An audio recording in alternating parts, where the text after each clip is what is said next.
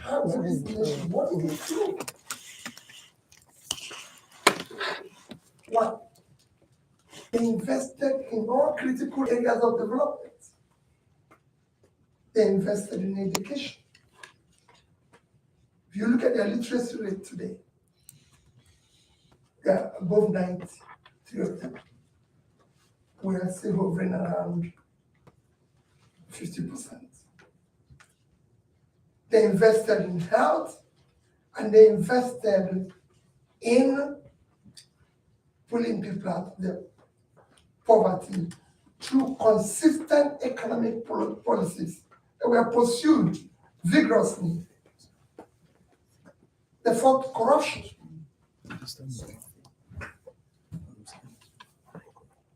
Go there and improve the laws in even what you can call intangible assets of insecurity, dealing with security issues, dealing with law and order, ensuring that there's more to do with it in terms of industrialization, productive, and everything. So you look at it, what are they doing today to stabilize the economy?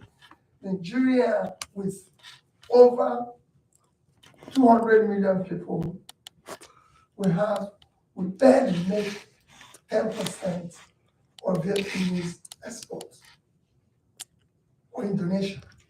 I don't want to go to China when it comes to export. I'm not talking about this too. We barely make 10% of what we can do. And you look at it like I was in Indonesia. We have all it takes and everything. And you see, we have become one of the hungriest countries of the world today. We're 109 of our 128 countries are measured. And today, we have over 65% of our arable land all cultivated, because it's not a productive country. Everybody is waiting for one month to go there. Everybody wants productive. And there's so many things, like I said in the Commonwealth meeting about 2 weeks ago. I was in Bangladesh. Bangladesh lives on 148,000 square kilometers of land. Nigeria is around 23,000 square kilometers. So Nigeria is over six times Bangladesh in terms of land space. And if you consider that Bangladesh is at 167 million people, and we have about 200 million people. So there's more space and everything. Well, Bangladesh produces 57 to 60 million tons of rice. Nigeria does not produce 10% of that. Make it full screen. I said make it full screen. The only export that makes meaning to us today is oil, which we haven't stated before the election. That's the only thing we have. So Nigeria can make money, huge amount of money from agricultural export and products. Our biggest state, we say this every day, is Niger State, 76.3 thousand square kilometers of land. Father land. It doesn't feed itself, it doesn't do anything. It wastes for whatever is going to be shared everywhere. When a tiny place like Netherlands has 3,000 square kilometers, so Niger State is 2.5 times the size of Netherlands. Okay, stop. They did export in 2020 of agricultural products, $122 billion. That is 3 times what we earn from oil. Because we're not productive. We have a place like Borno State where we have Sambisa Forest, giving us all the problem of insecurity. Sambisa Forest is about 60,000 square kilometers. Years ago, that is 3 times the size of Israel. At 22,000 multiplied 366 plus 60 is comparable. But it's become a problem for us when it's an agricultural that can be used. And you can see grabbing it from my page. I've been to Morocco. I'm going to your site. From Casablanca to the Egypt port, on both sides, is all agricultural product. And I drew the same drive in Nigeria. It's an empty land with people who are hungry because they don't want to work. So I can go on and on. When I did this study, I could see what is wrong. And this can be solved by leadership. What you are seeing in Nigeria and probably in Africa is cumulative effect of leadership failure over the years, where you've hired incompetent leaders without capacity, without compassion, commitment to do anything, and turn the whole place into a crime scene, where people are just stealing public resources without adding any value. Because even different if they're adding value and stealing some. When you're just stealing without adding any value. Place where it has become unproductive. Because you could see that there's nothing happening there. There's no value added, there's no factoring, there's nothing. Everything is just there. So how do we solve this? You need to change your leadership recruitment. We cannot go on the method where we recruit people today based on maybe I'm from this place, from that place. Because yes, Nigeria has many tribes. They don't have more tribes than Indonesia. They don't have more tribes than Indonesia. And no tribe have ever, that I know, that buys bread cheaper in Nigeria, or buy food cheaper, or get anything cheaper. People have been recruited in Nigeria based on religion. No religion buys bread cheaper. Because Indonesia is a country with the highest number of Muslims living in Indonesia. And I went with 2 Muslims. And I went around the whole country. And I asked them, did you see any Almajiri here? Did you see anybody begging here? No. Why? They invested in education. The more a country is educated, the more developed. It is not something that is difficult to know. Did you see anybody? So we went around, and what are they doing? They invest in education. You can look it up and see. All the countries I mentioned that invest at least 3% of their GDP annually in health and in education. Indonesia have about 90% health insurance. I can tell that health insurance in Indonesia is probably more efficient than it is in the Western world. They have private health care in all the villages, manned by competent community health officers with 2 nurses and doctors visiting. Nigeria have less than 10%, about 5% health insurance, with over 70% of the health facility, the community health center, not functional, with nobody to manage. So it depends on where you are if you're sick. The only thing you can do is to pray to God. That's why there's more prayers and dealing with the disease. Because there's nowhere to go to. And that is the crisis we face as an issue. But because it's a process that has been hijacked by, I won't say bandits, but means something near that. You hardly can take it back without the people understanding that they have a role to play in this in order for us to take it back. my children, for all of us, and everything. So for me, like I said, it's just to give you an idea of my own little contribution in my experience of traveling around and seeing that the problem is leadership. All of us, I'm a leader myself. So all of us are involved. I'm not trying to blame A or B or C and everything. I'm just saying that we can see it. I've been part of it. And I've been an entrepreneur who started business from scratch. I've been in the corporate world in Nigeria, but I've been in the public space.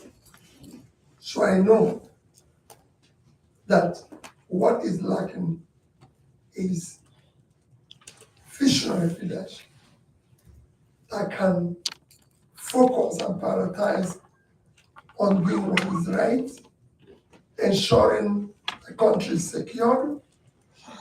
Let nobody tell you the country can be secure. Non-state actors cannot take over a state unless there's corruption. Same applies on the rule of law. These are intangible assets. Rule of law actually contributes more to the GDP of the Western world than any other thing. And this is not sophisticated. It's something that we can do. So that's my conversation. I remember telling Gabe yesterday that I left Nigeria on Tuesday to Rome. And then, of course, quickly went to, as a Christian and a Catholic, went to pay my respects to the Holy Father, in Rome yesterday. Haven't been opportune to meet him for 3 times. I'm a member of his educational council.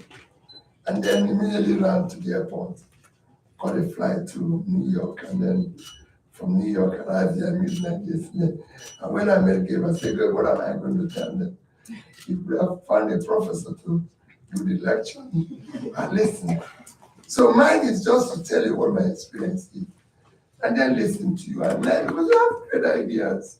You live in the first world, I'm living in the third world. Now maybe, is there any clarification? Maybe I'll go back for it. So I just learn from you what it takes to bring another world. But I think, above all, leadership. Thank you, and God bless you.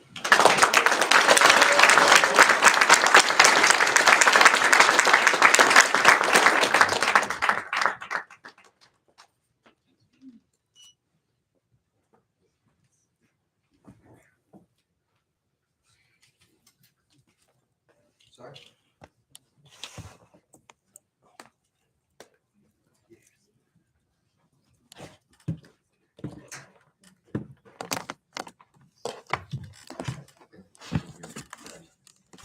It was a wonderful set of remarks, very provocative, very intriguing, obviously based on your own experience. So I'm going to throw out the first question, and then we'll open this up. When you think about where Nigeria is now, and where it could go, based on the realities of Nigerian abilities, Nigerian talents, current state of Nigerian institutions, what would that process of change look like? I mean, we can think about a single administration or 2 terms of leadership really making a difference, given even the baseline today for all of the challenges. What would that kind of new bargain or new trajectory look like? Well, let me attempt to make comment without saying I clearly understood your question. But quite frankly, for me, with all these things I've said, Nigeria remains one country that have incredible potential for turnaround.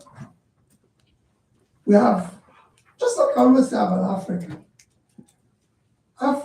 and I'll be using Africa and Nigeria, have immense potential in terms of natural resources, human capital. I know it needs to be trained, but we have young age, youthful age. 60% of our age are youthful people, very dynamic, very talented, if pushing the right way and everything and all that. And in terms of governance, it's just organize, like I said, competent leadership based on doing the right things. And I believe our political setup today, I've always said, we don't need first 8 years. We don't need second term, because I think it's part of our problem. We need people to just come for a single term. For me, it's 5 years.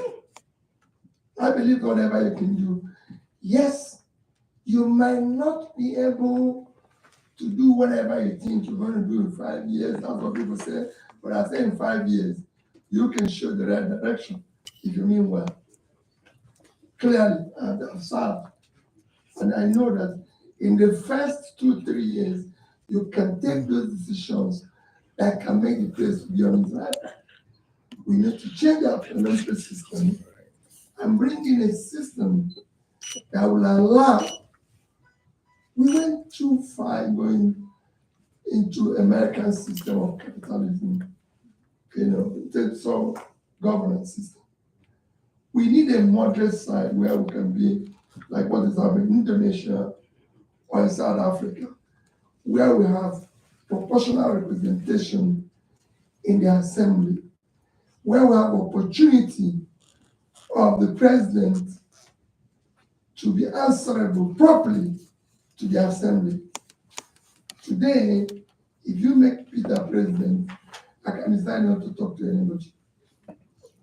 I can just hire some, maybe media talks to be answering and calling anybody's name in social media and everything. So nobody, if the Prime Minister of India travels today, they go and check. Every Indian knows where he is at all times. Before he leaves the country, he will tell you where he's going. When he arrives there, he will say he arrived there. There's a conversation, he will do that. So is the president of Indonesia. On that we don't know. Everywhere he is. But I can tell you, I don't know where our leaders are, what they do. President said he's going for a retreat for 2 weeks. And after that, he extended. Nobody's sure whether the retreat extended for years, but they extended 1 week after. When you chose to be in public life, the public must know where you are. You can stay in your private life. Today, I tell people wherever I'm going. When I arrived in Rome yesterday, people knew I was in Rome. They know I'm here now. And they know I'm going to live here to California tomorrow. Because you choose a public life. I can choose to go back to my family and decide nobody should know where I am. But you must be answerable to the people. That's why we need to change some of our political trajectory to have the profit. We have a very engaged audience today. I'm going to open this up. What we'll do is we'll take 3 questions at a time, and we'll give Mr. Obi an opportunity to answer, and then we'll do another 3. So, questions. I see you, and I see you there, and I see this lady here. So I recognize 3 people. Who's the first one? Yeah. And please introduce yourself. Okay. Hi, everyone. I am Awal Abdullahi. I'm a second-year MBA student here at Hopkins. It's very nice to finally meet you, Mr. Obi. I've been a huge fan. I don't think I've ever been starstruck by Nigerian politicians. I think I was this time around, and I think I get it why I am starstruck by you, just watching you talk and just seeing you lay out the problems of Nigeria. I feel like you have a good system understanding of what the issues are. But having the understanding is one thing. I feel like implementing it in Nigeria, is another thing because Nigeria is a very frustrating country to lead, especially. But my question is, you have these beautiful ideas on how you want to fix the problem. How do you plan on doing this? Because Mr. Peter Obi is just one man. There's someone that recently wrote an article about how if you swap the House of Reps and our senators and our president over and over again, and you bring random Nigerians on the street and you give them that power, they are supposed to do exactly the same thing that is happening right now because there's the belief that everybody is waiting for their time to plunder the system and all of that. What are you going to do differently? How are you going to recruit this supposed good talent? Because at the end of the day, I just feel like it's the same thing over and over again. People come, Buhari came with his wave of change. Some of us believed him and got duped. And it's just the same thing over and over again. So what are you going to do differently beyond just the good, nice ideas and a good understanding of the problem? Good, thank you. Over here in the white.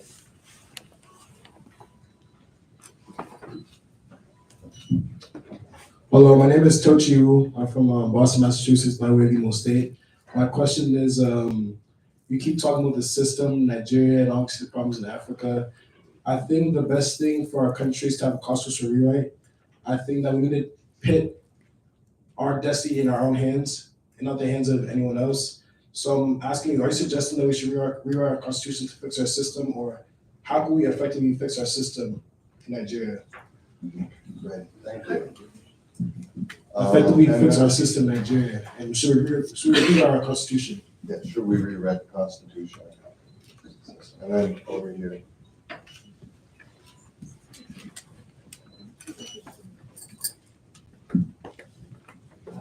Thank you, Mr. Obi. My name is Ama Ismana. I'm an MPH MBA student here at Hopkins.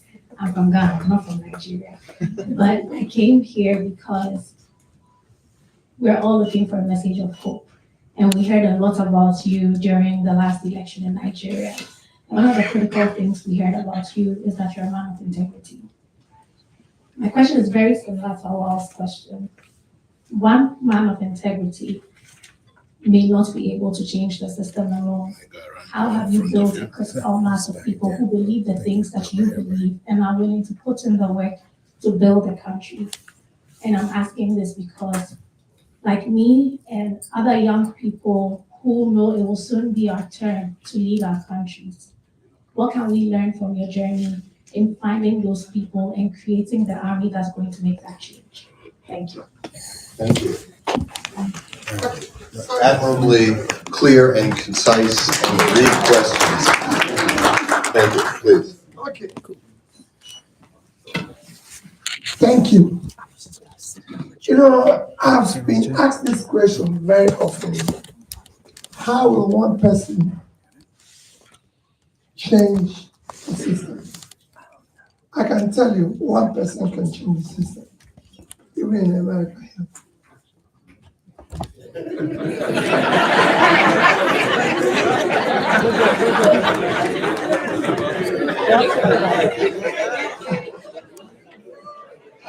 So, let me be honest with you. Everywhere you've seen change all over the world started with one person who mean well. You can study it everywhere. Whether it's, I don't compare that, but it's what compared. Whether you look at Singapore today, or you look at China, you look everywhere in the world, one person who means well, who understands first. Because like he said, you have to understand the problem first. It's like going to the doctor, and the doctor doesn't know what this is all about. He's going to waste all your time because he doesn't know what it is. You have to understand the problem. You have to be determined. That's why I said I have been an entrepreneur. And I've been in the what they can call corporate space. And I've been in the public space. When I became governor of Anambra State, let me give you that because you said, when I became governor of Anambra State, I've never worked in government for one day. Not one day, never had anything to do with government. People like him who are those who made me here. I never had anything to do with government. I was in a board meeting as chairman of Fidelity Bank, then young man, and they said they declared me governor. And I arrived there, first time, of course, we had issues with Anambra State then. My predecessor had issues, so the government house was burnt. So there was no office of the governor. The governor's lodge was burnt, so there was no place for the governor to live. There was nothing, and after swearing, they said, so where's the government house? Where is this? There was nothing.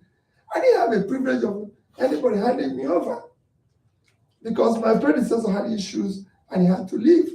So nobody gave me a piece of paper.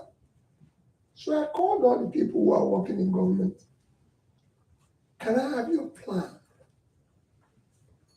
for education, health, this, that? There was none. Immediately I created Ministry of Planning and Budgeting. So how do you execute? What is your budget and everything? I created that ministry and said, I want us to know this. And I said, listen, for us to do this, we must prioritize what is the, since luckily for us, we had the UN had developed Millennium Development Goals, and we said, okay, let's not go too far. Let's adopt this as our vision. Let's develop a strategy for delivering all the 8 goals simultaneously. So we developed what we call Anambra Integrated Development Strategy, which allowed us to pursue issues. Number one was poverty, extreme poverty. We did a study. We were the first to do statistical record of poverty in Nigeria. You can go, all these things you can verify for statistical record. We did that study and found out that the biggest thing affecting poverty was people in the rural area not having access to sell their goods and all that. And then we looked at the education. Anambra was number 20-something in WAEC, NICO, and everything. We looked at health. We're talking about primary health care when we didn't have one single school of nursing or midwifery accredited in the entire state. So all this planning brought out all this. And we said, how are we going to implement it? We didn't have money. So it became, how do we chop off money? That's how I shut down. Anambra then we had a lodge, governor's lodge in Abuja. The governor doesn't live in Abuja. He doesn't have it. So I shut it down, shut down Lagos. We had several offices, like office of First Lady. It was an additional confusion all over the place. We shut it down and everything. I said, oh, no problem. I have lived in my house with my wife and we're very close. And nobody elected her. So I didn't know what. We should create an office and buy a convent and everything. So we started shutting down everywhere to say we must save money and everything. Even the civil servants, there was no ministry. There was no secretariat when I started. There were one ministry is in this place, one is in this place, one is in all scattered all over the state. So we said we must build a city. So we started prioritizing governance, started rebuilding, started saving money, started doing this. If you look at my impeachment, I was removed from office twice as governor. If you look at my first impeachment, you go and read the item of impeachment. Number one was repairing that my office, I said it was bought. The budget was 298 million naira, and I used 43,200,000 to do everything. That was the first thing. They said I didn't do it through the process. Number two was my own repairing my own lodge for 200, and if the budget was 483 million, I used 81 million to do it. So it became a problem. So everywhere became, so you can. And when you started, I found so many people, again, recruitment, like you said, There's so many good Nigerians who are willing to work. I can tell you that. All you need to have a leader who is ready to do it, and they'll follow. If you talk about corruption, people talk about corruption every day. I say, oh, it's difficult to fight corruption. It's not true. If you're not stealing, your wife and children are not, you reduce it by 50%. Quote me anywhere. I've seen it. If because you'll be the first person to steal and other people will join. If you're not stealing, you will not have a head of service called Ngozi Melifor. She's from Onitsha. When I contested for presidency last year, 2023, she wrote an article which she titled Stinginess as a Development Strategy.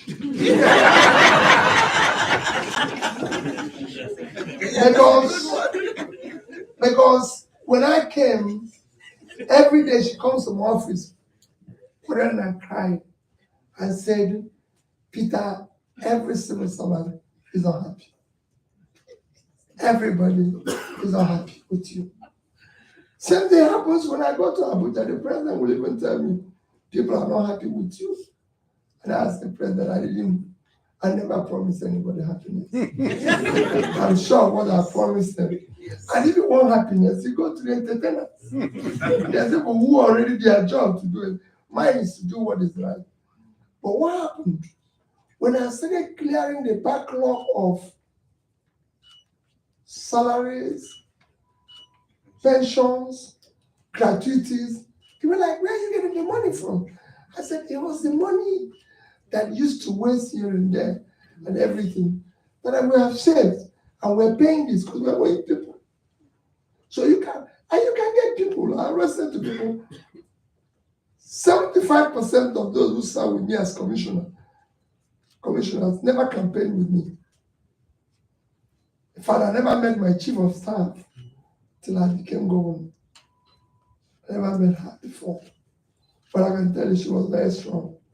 And I can go on and on. My commissioner for finance, all this. I never met them. But they were very strong people. Because they came, not just recommended, working with them, I could see the difference. So there's so many people, then nobody tell you that if you bring people from the street in Nigeria, they will be the same. It's not true. That's why leadership is important. A leader inspires. He builds trust. So people can say, this is a man. If you bring something to my chief of staff and say, sign it, he will tell you, have you investigated the price? Are you sure what you're talking here? Because this man is going to phone round now and find out how much they are selling this thing and come back and tell you this thing. Don't bring this type of thing to him because he doesn't like this. Don't tell him he's going to Commission Road because he will tell you how much classroom that will cost so on and on.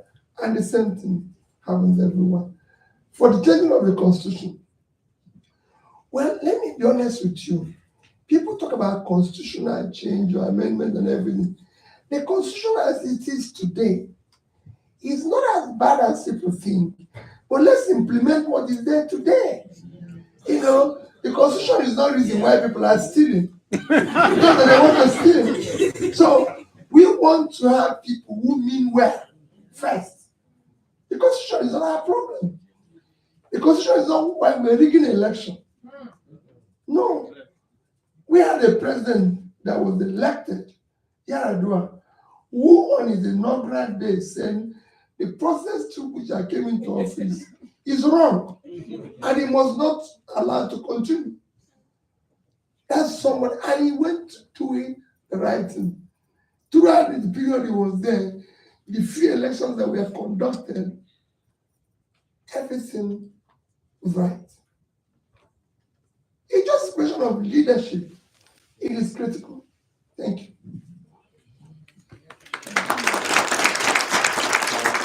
I see somebody back there, and then this lady here, and then over here too.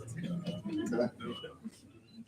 Trying to be democratic here, both geographically and other respects. Yes.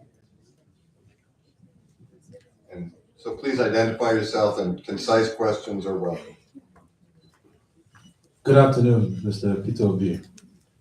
My name is Chidubem. I hail from Ahiazu, Mbise, Imo State, Nigeria. My question for you is, how can a country like Nigeria reclaim sovereignty and economic control from foreign powers like Russia, China, other European countries who finance infrastructure or engage in proxy influence, then impose long-term and exploitive financial and political obligations upon Nigeria? Thank you. There was one here. Oh, over here, yeah. And then I see this.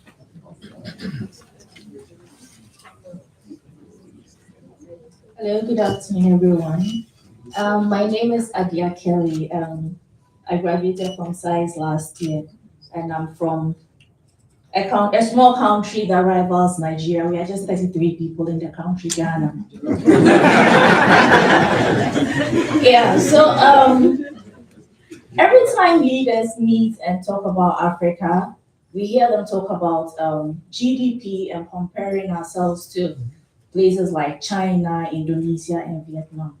But I never really hear them talk about the intersection of culture and development. Because these countries we keep comparing ourselves to are countries that have held for their culture and value system very well. Africa now is trying to be globalized in a way that sorry, we kind of want to speak like an American and behave like, say, a Chinese person and all of that. But what are you doing as a leader to ensure that we still uphold those value systems that we had, those family systems we had, and how will that influence development in the future? Thank you. Thank you. And then over here, I think we used to be on the aisle, yeah. The lady on the aisle, yes. We'll get the other Thank you gentleman. very later. much. My name is Ezine Asor. I'm a final year MBA student at Johns Hopkins. I'm really excited to meet you. In fact, I was telling my colleagues that when you were campaigning for president, I was like, if Peter Obi does not win, I'm going to study. And I'm glad that you're here today. You have my motivation to come get a higher education. My question goes in line with, Africa, Nigeria in particular, has a very young and rich youth population. And I don't see so much of the youth playing much in politics and, being a part of the development of our country, probably because of the way the system has been shaped. So what's your plan to incorporate young people? We have a lot of smart talent here. In healthcare, I know a lot of people here in Hopkins are more like healthcare affiliated. Well, how do you think that young people can participate in Nigerian politics and also do our own part? And my second question would be, what's your message of hope for someone like me who has a dream for Nigeria, but every time I look back, I'm like, can I go back? I want to do something. So what's that message of hope for someone like me who wants to or seeks to play in Nigerian politics or healthcare system in the future? Thank you. Thank you. Thank you very much. Well, let me start with you who talked about the issues of foreign powers. And one person who has always maintained, I don't think there's the issue of foreign powers when it comes to leadership. It doesn't need schools. Nobody can come and take what belongs to you or come to your house and steal if you're awake. If you're doing the right things, why are they not stealing from Asia? Why is their own different? Because there's a collusion with our own people. I come here very often. It will surprise you. People ask me about buying house in America. Why would I own a house in America? I'm not an American, and I don't live here. So it is our own people who have decided to be part of that, and then they get a helping hand. Nigerians living in the UK, in the US, UK or Russia, do they do what is wrong here and not get punished?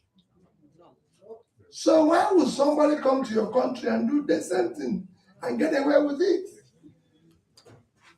It is because our people are colluding with them.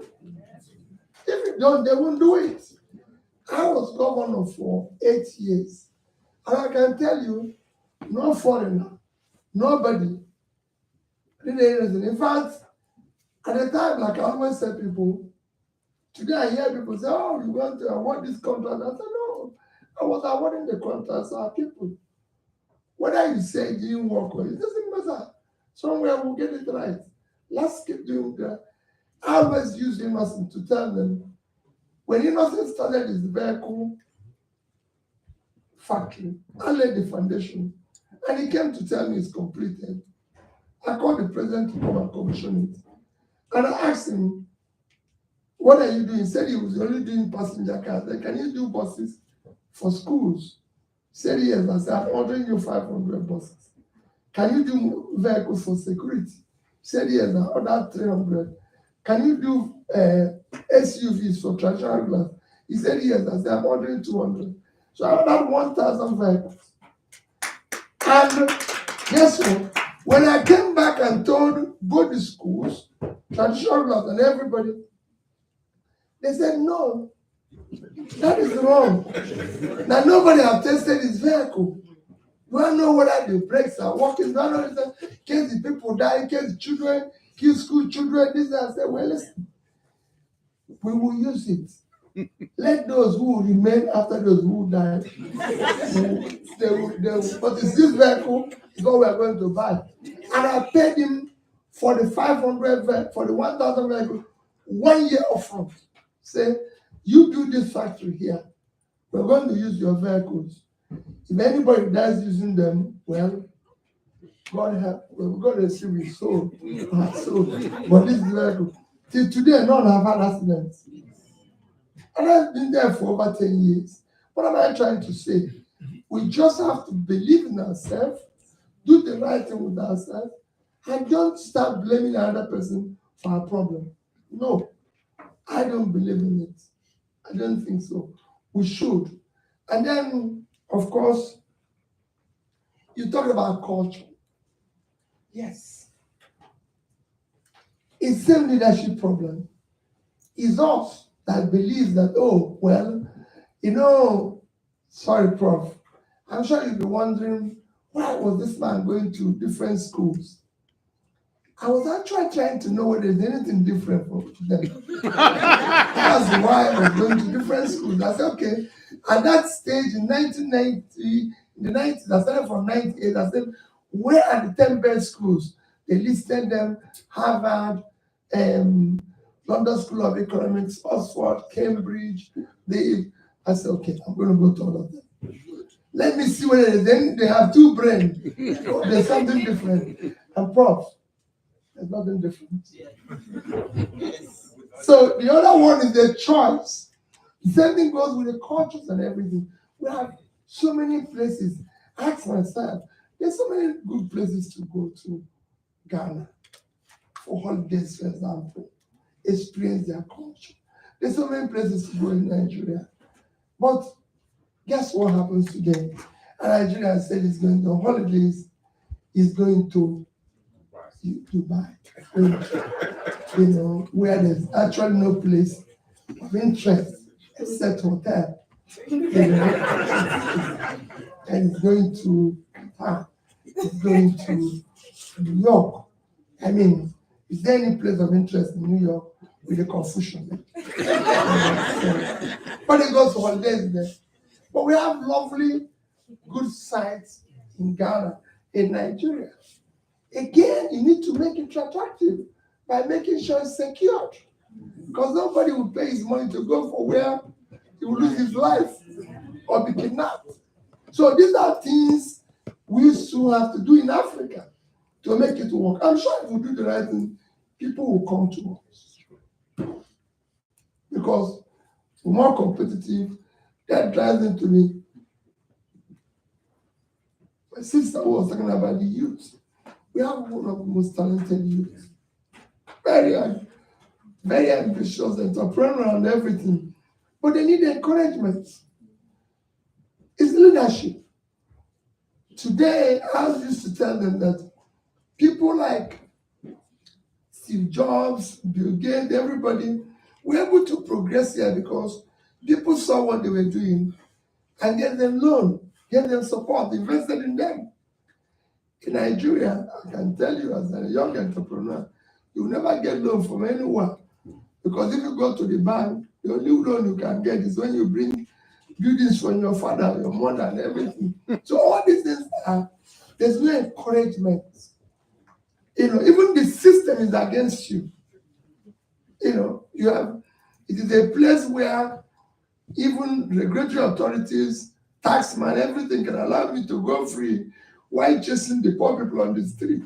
Even police will stop you when you're poor to make sure that even whatever is left of you is taken away.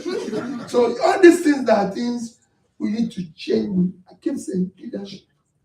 If you have the proper leadership, whether as governor, I noticed something happened. In the morning I drive because I go to my office early in the morning and I see children just queuing up to pass to go to school. And you see my own drivers who will come. They know these are kids. Just 1 minute, they'll cross. In fact, if they try to cross, the way they will. So I said, no. Wait a minute. Driver, this could be your kids. Mine is not there, but yours, I'm sure, is one of these people. What makes it difficult for us to stop for 1 minute for these children to pass? Do you know, at some time, they were stopping for everybody? Because they now know you can stop for people to pass. Because we see an old woman waiting and they will just, everything. They now know, I stopped them. When I started, we had this motorcycle rider. So anyway, I didn't know what they were, the value they were adding until the vehicle, their motorcycle spoiled. And they went for repair and they gave me the bill. So I said, okay, they should come and actually tell me why we need it. Because they're actually causing just confusion in the road. So when they said, I said, you know what? Find out whether the remaining two have anybody can buy it. So we sell it. So we don't need it again. So throughout my 8 years, we didn't use it. Because they were adding no value and everything. There were little things that people were doing. And I tell people that they won't understand. We shot the cost of everything. We had a stand like this. They said we're going to be carrying wherever the government is speaking. If you see the amount. And I said, well, so what does it do? Does it add anything to what I'm going to say? They said, no. I said, okay, don't worry. If we go to any place, don't have a podium, we'll speak from anywhere they have. Don't carry anything. So everything we were doing was, so you can't do those things to be able to find incentive to support a critical area, which is entrepreneurship, which only the youth can drive. So there's a hope. Involving youth in politics today is not easy because some of the youths themselves have got it wrong. They've now become tools in the transactional politics of Nigeria. So people pay them to cause confusion. As I'm here now, go to the social media, all those that are being paid 20,000, 40,000 monthly to abuse your youth, whom you are fighting for their life because at over 60, I have just few years to go. But we can get it right because there's an opportunity there. Okay, thank you. I'm going to recognize this gentleman here, and in the middle here, and then I think this lady over on the aisle. I was going to say lady in green, but that accounts for like half of the audience.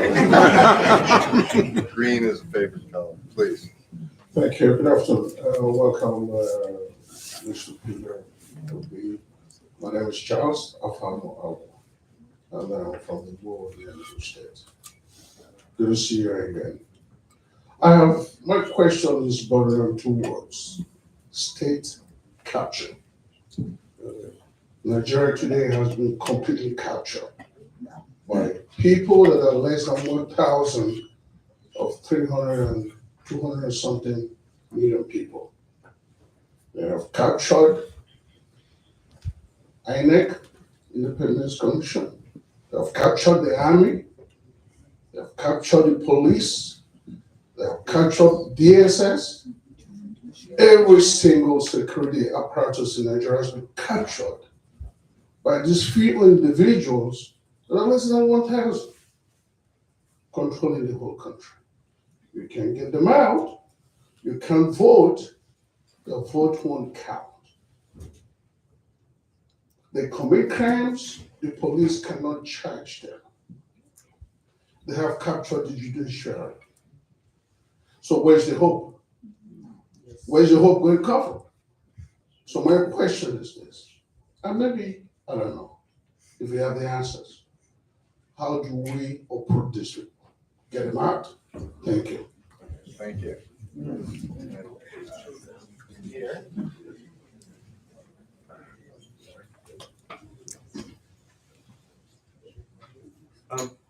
Good afternoon, everyone. My name is Emmanuel Marshall. I am currently a final year MPH MBA graduate candidate here. And it's quite lovely to have you around, Mr. Peter Obi. I know we've been talking a lot about politics, leadership, and stuff like that, but I want to dive a bit into policy. And I want to be quite as practical. Recently, you've been talking a lot about healthcare reforms, some of which I have followed. I'm one of those who think that your healthcare reforms while you were a governor, because I'm a medical doctor, were quite controversial. And of course, I do know, for example, doctors were on strike for like 13 months. And, many of that was because of the partnership thing you were trying to do with the religious institutions and stuff like that. But when you look back to that issue, right, and how it was managed, I want to believe it was a really challenging period for the state in terms of healthcare access. So when you look back, do you think that, the issue could have been handled quite differently? And then how do you reflect on that in terms of lessons from there going forward with how you now view healthcare reform in the country as a whole, particularly with health workforce, because that issue was a very, it was a health workforce issue with the commerce thing. So your reflection on it, what do you think? Were there lessons do you think you could have handled it differently? And then how do you apply those lessons to the future? Okay, thank you. And then finally, and unfortunately, we're almost at time, but we do have a reception, and we'll all be here a little while afterwards, but this will be the final question. Thank you.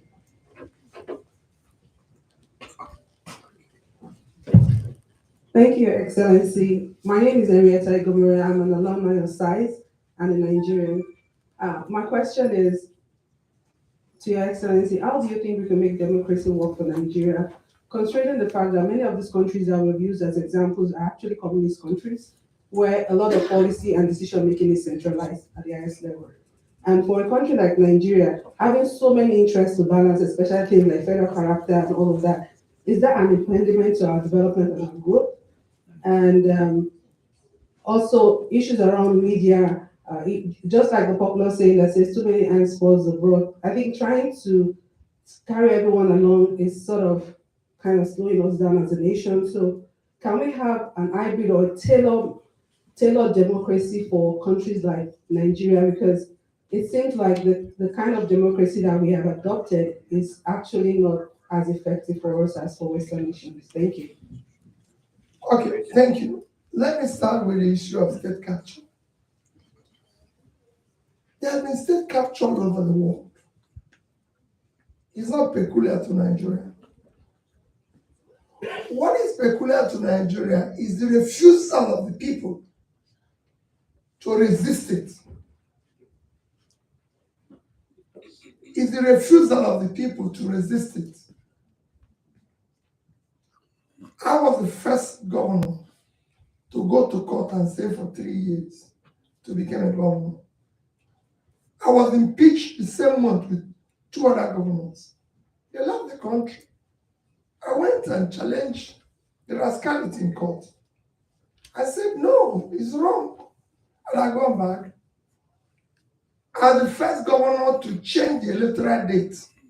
Because I stayed 3 years before becoming governor, when they did the election in my state, I said, no, my tenure is not over. The constitution says 4 years. And the same thing is what I've been doing since. Whether it's in 2023 or anything, it's just saying we're wrong. We cannot continue this way. We must try something else.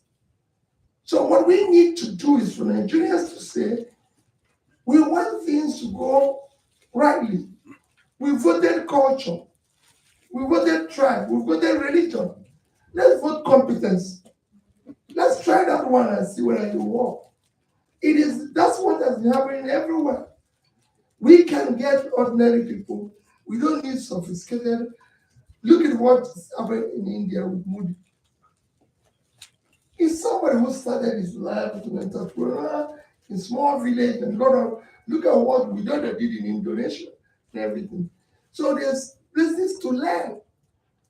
I believe in learning and comparing ourselves every day. And that brings me even to what our sister said earlier about our culture. You just need to learn. I'm not comparing us with America. I said it when I was doing my delivery. I said, no. I'm looking at other comparable countries that were better off a few years ago. And now look at where they are. And we're still trapped in the process of the past and complain of state capture. People in INEC are human beings. People in the state police, everything is human beings. If we go to that electoral place and say, this election must count, they'll count it. Quote me anyone, they'll count it there. And we can disagree and say, no, we didn't vote for you. We can. But what happens? Suddenly, somebody that is not voted for, who did not receive our vote, suddenly comes out and starts running around all over the place because we have developed a culture of celebrating wrong things. And it's not running around. If he wants to come here, everybody assembles us, even Nigerians there who will say, no, we don't want to meet him. He comes there as his excellency. How can I tip the excellency? We know how he came and everything. So we can go on and everything, even with what they do with terms of coming here, buying houses and everything. Somebody you know that doesn't have money yesterday to buy a house is coming here to buy. It's Nigerians that are introducing him to where he buys the house. And they are complaining. No, why you should call police and say this man has come? So we should do the right thing. If one of us you talked about what I did in health. If I have the same opportunity today, I will do exactly the same thing. No change. And I need to tell you what happened and what is happening there. When I became governor, I was the first person to ever bought an ambulance for a hospital. What we see today, even governors move around with ambulance. When I asked them whether people be moved around with one, I bought one for each local government, 30 vehicles, and I want you to take this record. And I launched it. They gave me phone number, how I can call it, and they will come. I went to an event in Onitsha. I live in Onitsha, so I came back, went for an event. A traditional ruler, I'm going to call it now, traditional ruler of the community called that his wife was very sick, actually. His wife had died in the house. Right? He left where I was with him in a gathering and said, I'm running home. My wife is sick. When that event finished about 10:30 p.m. in the evening, I told him I'm not going to, I'm going to that man's house. And that man was just seated with me and said his wife is sick. So I cannot go. That's not good. My people said we must go. I said, no, I'm going there. I got there. I met a doctor who actually told me, no man is gone. The man didn't know. So I said, I'm going to take the man to the hospital. So I called that ambulance, which I bought. Me, I didn't say any other person bought. I bought them. I called them. That with that number they gave me, which we used to do the test that day. I called them. When we did the launching, supposed to react in 15 minutes. I called them sitting down there for 1 hour. I didn't see any. They didn't even call back. Me, the governor, not ordinary people. Me who launches, didn't see any. I waited for another time. I didn't see any. I called the hospital, called the Boromir hospital. In 15 minutes, the ambulance was there. And we carried the woman into the ambulance.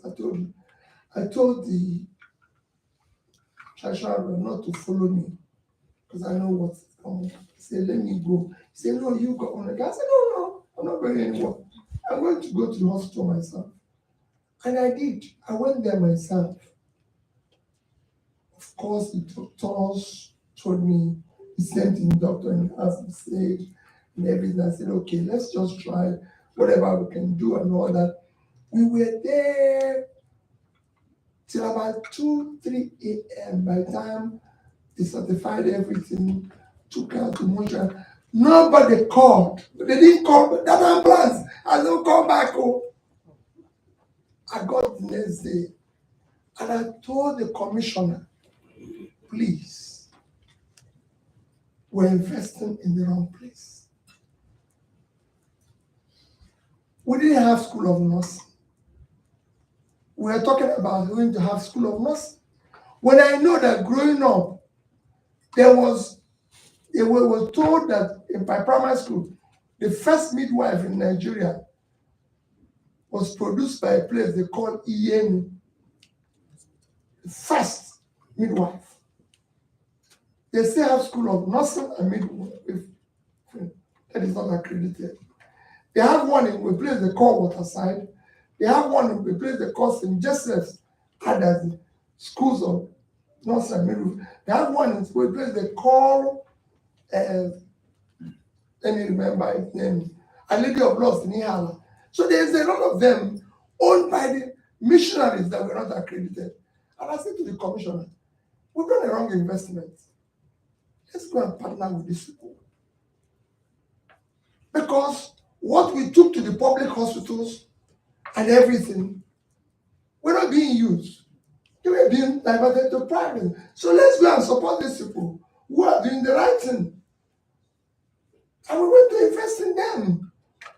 Go to Anambra State today, whichever state you are from. Anambra have the best of hospitals. Let me tell you, Iyenu is not a teaching hospital by the university. Boromir is not a teaching hospital being used by a university. So these were places we went to invest. We have more schools of nursing than any other state in Federal Republic of Nigeria. These are open things you can go and verify. Because of that, we partnered with places like Diocese of Anichi, the Anglican Communion, then built a school of nursing from scratch that is doing very well now. And all that and all that. Because we chose that we can't go this way. It happened to us in the school. I put money in school in my first year.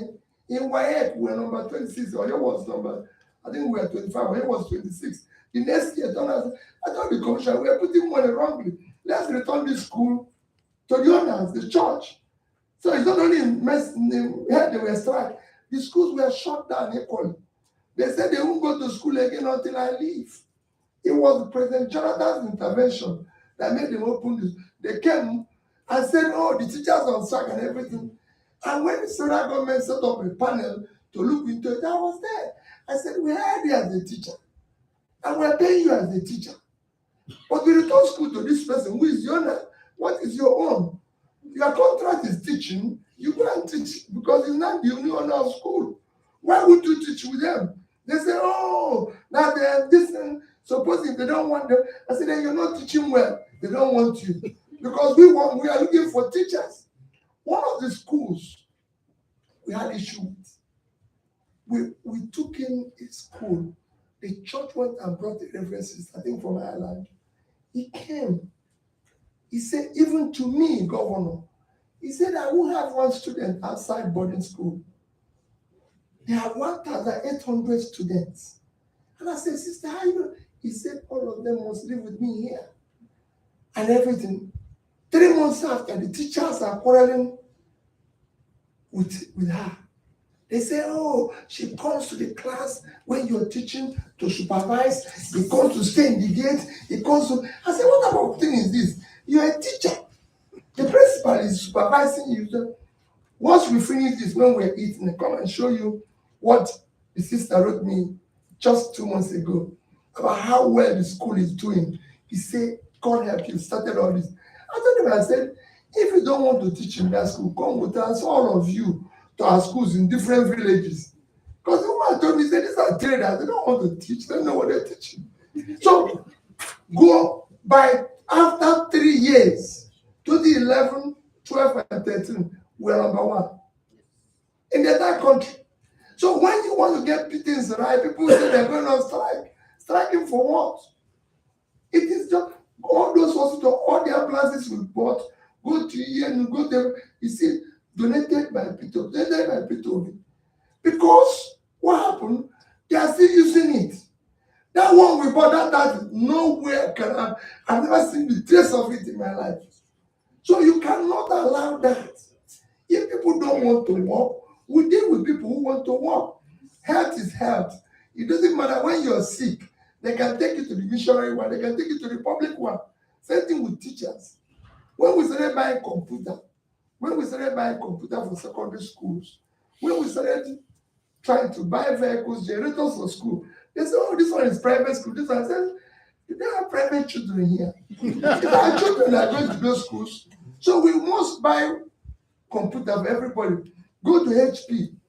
Anambra, maybe today, have bought the highest number of laptops, desktop for all the schools. We are the first state to put internet in all our schools. You can go, if you Google Microsoft, I say the relationship with us started Microsoft 2013 under P2V. Because we said, no, we have to, and we didn't bother which one is private. If you have private and it's working, like I told you in Amich, we had to give the bishop money, it was so hard working. Ikako, to start school of nursing from scratch. Go there is one of the best school of nursing in the entire country. So if we see somebody who wants to utilize money well, we'll give the person. Why put it in a place where no, it's not going to work? That's the problem of Nigeria. I want to invest, like the young girl is saying, we want to give people who are talented money to do something, not dump it in somebody whose ideas have left his brain and is wasting everybody's time. No. So it is not about, we didn't want. Then we have. Somebody talk about democracy. Yeah. And undemocratic countries. I don't think the countries that compare with the undemocratic, only China, maybe. Indonesia is democratic. And I'm happy that Peter Lewis has been Indonesia. Vietnam is. You cannot have a situation where in 1990, per capita in Vietnam is $99. $99. In fact, Vietnamese entire GDP is under $10 billion in 1990. In 1990, not 1990, with per capita of $99. And Nigeria, as at that time, was almost $55 billion, almost $60 billion. And then today, Vietnamese GDP is almost $500 billion, with about $450 billion, with $4,700 per capita. And we are below 1,000. It's unacceptable. they are democratic. What they did is very simple. We can do it. They didn't even have oil. No, it's not coming from oil. They export more footwears, probably like 50% of what we earn from oil. It's like Bangladesh. Bangladesh exports more clothing than we earn from oil. We have so many tailors all over Nigeria and everything. It's encourage them. Talented people. So there's so many things we're doing wrongly. We need to learn it. They're democratic. These are studies that are empirical and clear. It has nothing to do with being undemocratic. It has to do with bad leadership. So on that note, I'll end with both a thanks and an apology. We have a highly engaged and very accomplished audience, and we could obviously field 20 or 30 more questions, and we would be here for a long time. But Peter Obi has other engagements this afternoon, and we want to have some time for interactions and maybe one-on-one with audience members. This has been a thoughtful, wide-ranging, and very impassioned conversation about leadership and about the Nigerian prospect. So please join me in thanking our guest, and then afterwards, please enjoy the reception and the conversation.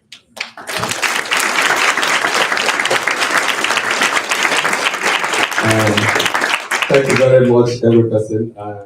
Professor Peter Lewis will always underrate himself. This whole thing is about Professor Peter Lewis. We can't thank you enough. He was my professor.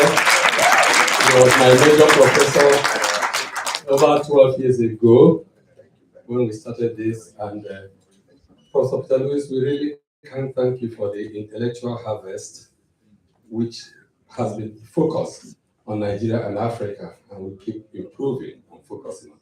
And I think our very good friend, I find it difficult addressing. There was a time he came to chair an occasion for me in Abia State, and he said, "Any day you call me, Your Excellency, I'll stop talking to you."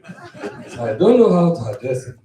I had gone for a funeral in Anambra State, Oka, and then I was walking on the street after paying my condolences, just like you did.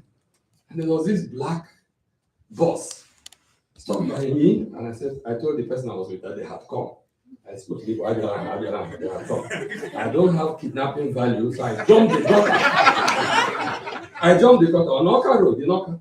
And then the bus stopped, and two people who were, I think, in security came and said, "Come, you are being called." I said, "You didn't see me." And then there was Peter coming out. Peter said, "Hey, come, let's go." I said, "I've been there." I said, "Good." I started walking the streets of Oka. Come and see the tumultuous crowd following and cheering Okute.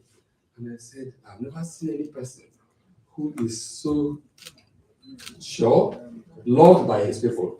So, Mr. P2B, on behalf of the faculty, through Professor Peter Lewis, and the students, my colleagues, MIPP here, we want to thank you so very much too. Professor Pato Tommy, Chief Tony Okeka and his wife Rebecca, Dr. C.Y. Oji and our wife, Casey and Ogo, Dr. Kano, Professor Nena Kano, Chief Omukauka, Dr. Chukwuwachuku Ochi, all of you, we can thank you. Dr. Wabisi Elele, Barrister Keigwe, we see all of you, Dr. Tony Keme, and Franca Amadioga, I don't know why I saw Franca behind it. Okay. And Prof. Peter has a few things to give you guys. This is from Peter to you. And then Joy, Morris, and Erica. These two ladies. That's right. Yeah, these two ladies have worked so tirelessly. When we came here for the MIPP event 2 weeks ago, they brought me up here and said, "Here, come and see. I'm going to give you what you have. If you open these blinds, you see the Capitol, White House. So you are in a very special room with a panoramic view of this wonderful edifice of size." So from Peter to Joy, this is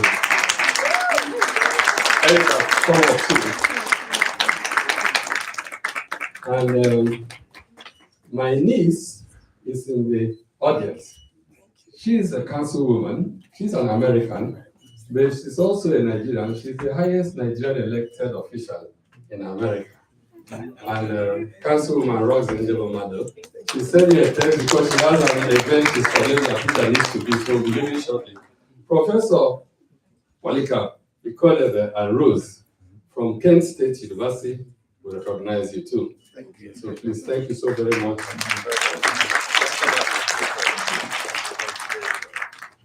Okay, enjoy.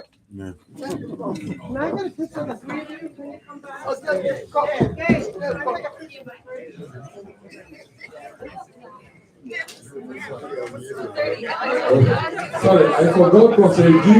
Oparoji, who is actually the chairman in the US of Peter's party.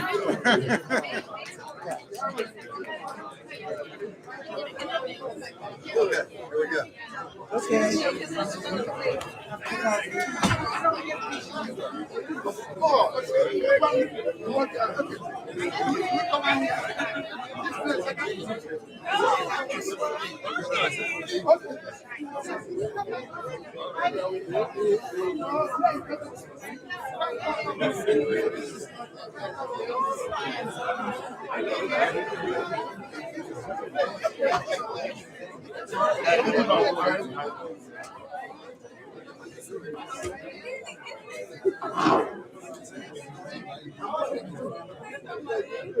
I didn't see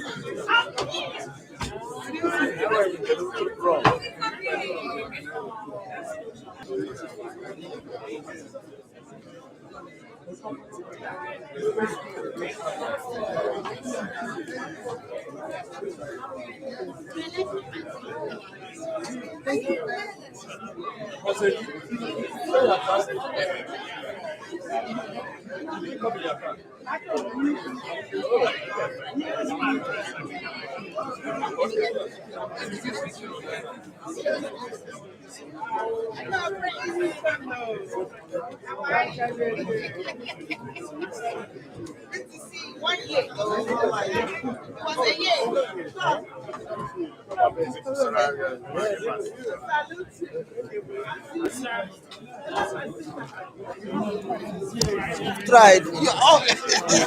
It's too much. Yeah, take it easy.